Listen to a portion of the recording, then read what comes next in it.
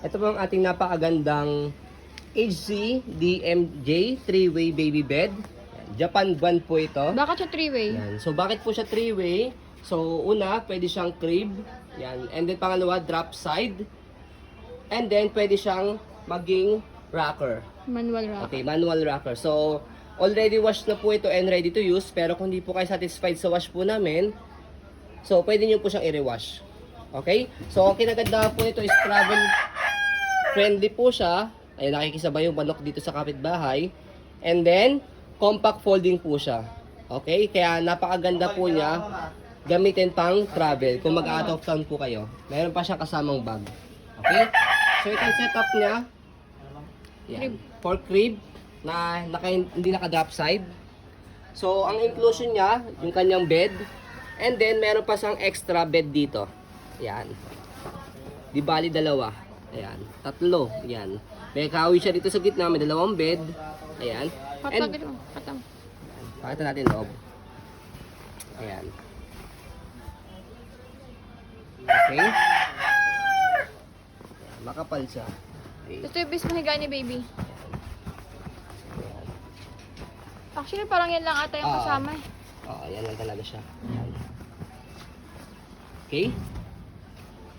Kaya mas Rewash niya makapal siya. Ayan.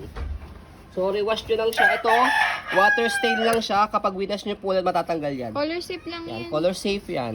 Or sunrocks. Yan. Watermark ang tawag yan. Natatanggal po yan. Okay? So, next natin sa pag-drop side sa kanya, dito sa gilid, meron muna kayo tatanggalin na lock. For security purposes po nito, safety purposes ng baby po ninyo. Dahil hindi nyo inaasahan kung nakatulog kayo, baka mamaya ma-unzip ng baby po ninyo, tapos ma-drop side niya. Baka malaglag siya. Kaya meron lock po yun. After nyon, kapag natanggal nyo na yung button dito, tapos na-slide nyo na po itong zipper niya, dito sa ilalim meron siyang button, press nyo po yung dalawa, angat. Yan. So, pwede nyo siyang drop side. Yan. So, ang kinagandaan pa sa kanya, depende yan sa taas ng bed po ninyo dahil na-adjust po siya hanggang level 6. Ayan, 1, 2, 3, 4, 5, 6. Adjust natin. Dito siya pinipress sa likod, sa gilid. Left and right side. Press natin. Ito yung pinakamababa niya. Ayan. Ang cute. So, ito yung pinakamataas niya. Ayan. Okay? So, next natin, Yung ilalim. sa pag-assemble muna ulit sa pagbalik. Same lang din naman, vice versa lang. Salpak lang natin to. Ayan. And then zipper. And then next yung butones. Ayan. For example, na butones na natin. Ayan. And then yung ilalim po niya, ayan. Lagay ng wipes. Okay, lagay ng wipes, diaper, Diaper. even yung damit ni baby. Okay? So ito, actually, hindi na siya kailangan for dito yun eh. Yan. Regarding sa video na pinapanood namin, hindi naman talaga ito si Hasselpak eh. Yan. Siguro ito is para dito lang siya, pang ikot. Protection pa, hindi maalag. Rocker yan, di ba? Paano siya nag-rock? So, next natin, kaya hindi na namin silpak po ito. Ayan. And then, next natin, sa kanyang gulong, ayan, 4 wheels na po siya. And then, meron na rin po siyang stopper. Okay? Ang kinagandahan pa sa kanya is, pwede siya maging manual rocker. So, sa pag manual rocker niya, angat nyo lang po ito. And then, sa pinakagulong po niya, angat nyo lang po yung gulong. Ganito. I mean, pull Press down. down. Pull down yan. Pull down and then angat. Ganon din sa kabila. Galing. Ayan. Kaya siya 3-in-1. Ganon din sa kabila. Kaya, worth it. Where to buy? Yan. Yung sa pagbili po ng mga gantong mga 3-in-1 po dahil no need yun na kailangan bumili ng rocker. Ayan, no? Manual rocker, no? Hindi maganda yun kasi pag natutulog si baby tapos nagising, i-rock nyo lang yung crib. Yes. Yan. So, set up nyo na siyang manual rocker para kung sakaling nagising yung baby po ninyo o inaantok na, pwede nyo na siyang manual rocker. Ang maganda lang kasi may gulong, pwede siyang palipat-lipat. Yes. Kakatakin nyo na lang siya. No need ng buhatin. Punta kayo sala.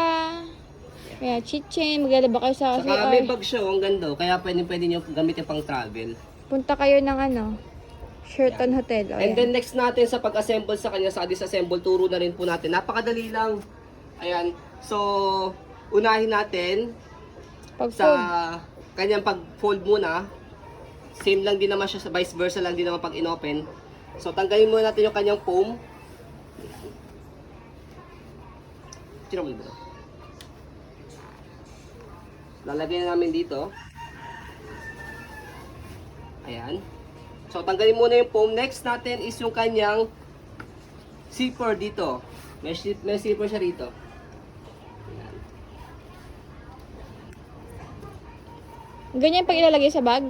Yes. Ah, zip lang. Dali lang. So, check Zipper nyo lang lang. siya sa video namin para hindi nyo makalimutan.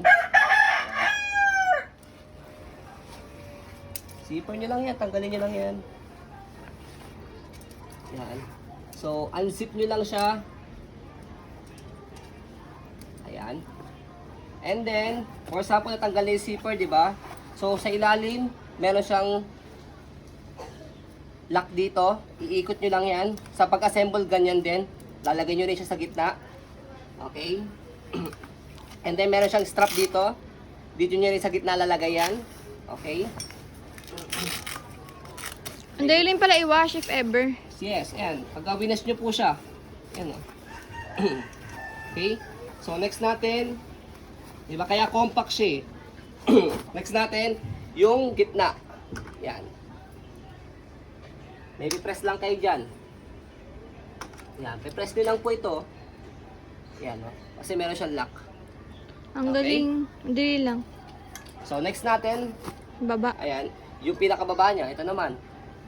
May press lang din kayo dyan. Yan. Ganun din sa kabila. 4 naman ipipress nyo rito.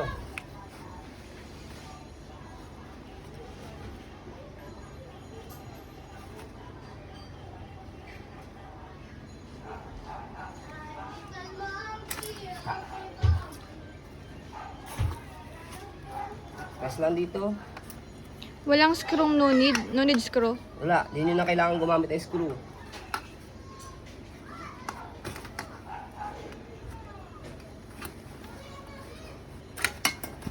Yan din sa kabila.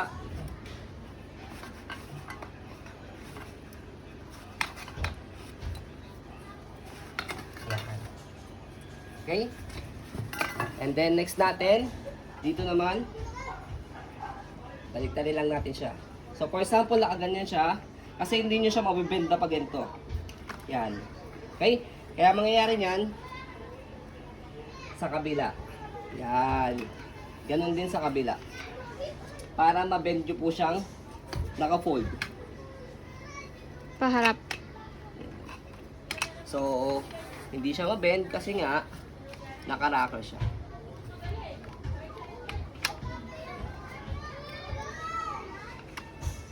Para mapasok natin siya sa loob. Tanggalin nyo siya sa pagkaka-rocker. Ang galing. Tubber friendly lang siya. Ayan. So, as you can see, ayan, compact siya, kasyang-kasya sa bag. Yan yung una, pag-assemble. Pangalawa to.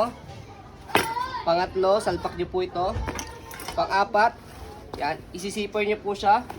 After nyo siya masipper, lagay yung foam niya. Assemble na. So, ganun lang siya kadali i-assemble sa disassemble. So, watch nyo lang po yung video po namin para hindi po kayo mahirapan sa pag-assemble sa kanya. So, ayun po, as you can see, very details po kami sa pong pag-video kasi kami siya policy. No refund, no exchange. What you see is what you get. So yun po, maraming salamat. Have a nice day and God bless po. Yung frame pala, na-picturean ba natin kung details nun? Na-videohan natin. Saan? Yung frame, angat mo nga saglit. Frame. Oo. Baka magtanong ng kondisyon ng Yan. frame. Yung frame niya yan. Ganda pa. Yes. Normal naman na meron sign of usage ng minimal scratch. Normal naman yan Hindi halata sa yun. pre-love. Pero hindi siya pangit. Ayan. Sa likod naman yun Yan. eh. Yes. Saka hindi naman makikita yan eh. Dahil meron siyang tawag dito. Tela. Okay. Yung pinaka-crib. Alright. So yun po. Maraming salamat.